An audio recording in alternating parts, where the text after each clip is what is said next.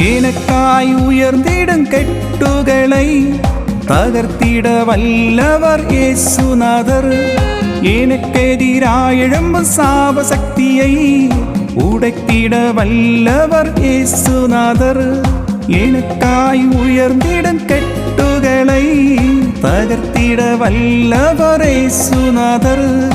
எனக்கெதிராய் எழும்பும் சாப சக்தியை உடைத்திட வல்லவர் இயேசுநாதர்.